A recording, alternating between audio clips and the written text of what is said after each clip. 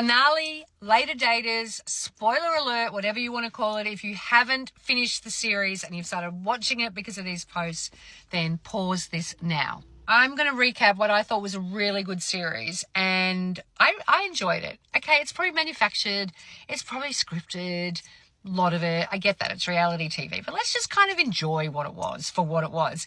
The biggest takeaway for me was the 70-year-old woman who was the flight attendant, who was the original rock and roll lifestyle chick.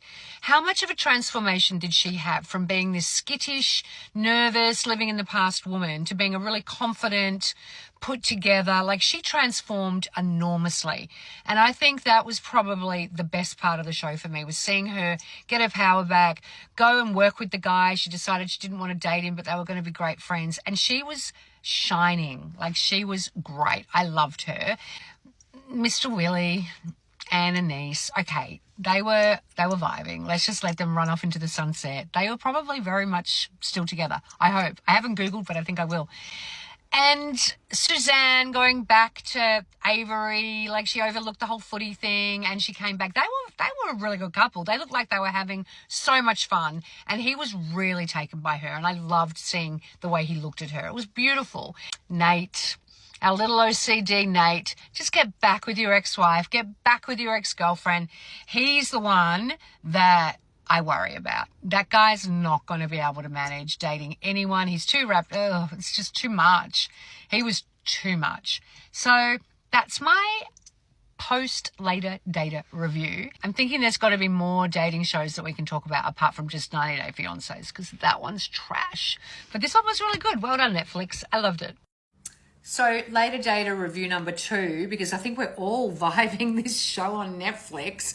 Deal breakers, okay, are insane. So Suzanne, she's this beautiful Southern belle. She's very glamorous. She's obviously financially secure. She met this guy. They got on really well. He was a little bit too forward, but they were matching each other's energies pretty well.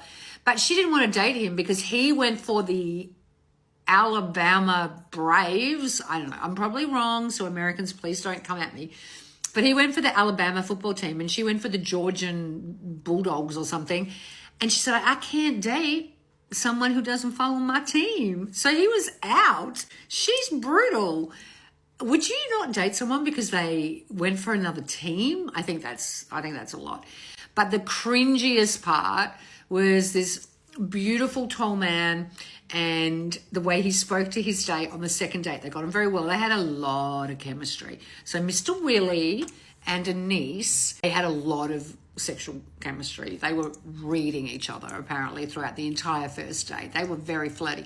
Anyway, on the second date, he's put his head on her head, like forehead to forehead, and he's like, what do you want to call me? And she said, I don't care. Well, you tell me what you want me to call you. You tell me what you want me to call you. I'm like, oh my God, call me a taxi. That's what I would be doing right now. And then he leant in and he's like, Mr. Willie and Niece, Mr. Willie and Niece. And I'm like, ugh, that would be a deal breaker. A guy putting his head on my forehead, saying his name and my name in like a name sandwich repeatedly. Yeah, I'm out.